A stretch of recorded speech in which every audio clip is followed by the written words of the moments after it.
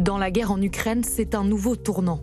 L'explosion du barrage de Nova Kakhovka, une installation sous contrôle russe. Dans la nuit du 6 juin, des torrents d'eau ont inondé des communes de part et d'autre du Dniepr, certaines contrôlées par Kiev, certaines dans les zones occupées par la Russie.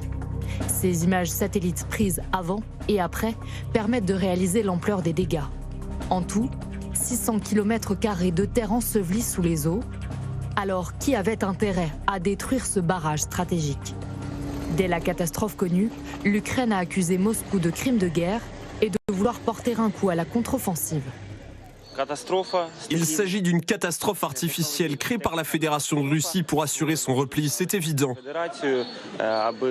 Nous sommes beaucoup plus nombreux que leurs forces dans cette direction. Les Russes battent en retraite et s'enfuient. Ils ont fait sauter le barrage pour nous créer des ennuis, pour nous arrêter. Le Kremlin nie et parle d'actes de sabotage délibérés des Ukrainiens.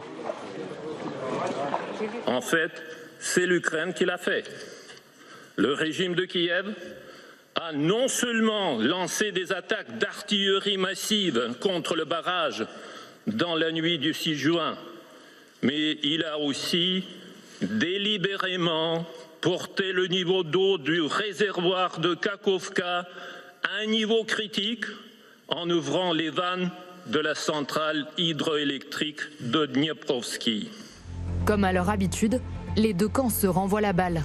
Mais des éléments scientifiques apparus hier pointent la responsabilité de la Russie.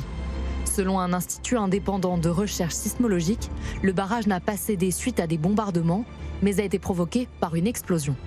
Des signaux clairs montrent qu'il y a eu une explosion. La magnitude estimée se situe entre 1 et 2. Ce n'est pas une faible explosion.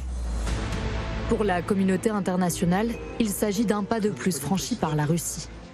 Je vais vous dire, pourquoi l'Ukraine ferait-elle cela à son territoire et à sa population? Pourquoi inonderait-elle ces terres? Forcerait-elle des dizaines de milliers de personnes à quitter leur maison? Cela n'a aucun sens.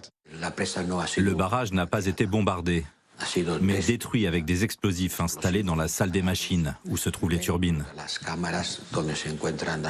Cette partie est sous contrôle russe. Donc tout semble indiquer que si c'est dans la partie sous contrôle russe, cela peut difficilement être quelqu'un d'autre.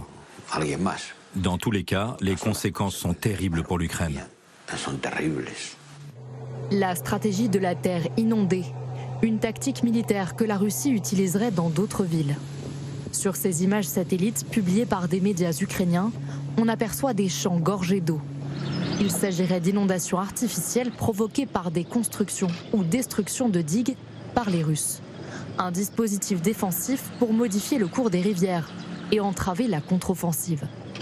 Il y a 2 semaines, ce village à 24 km de la frontière sud de l'Ukraine a lui aussi été submergé.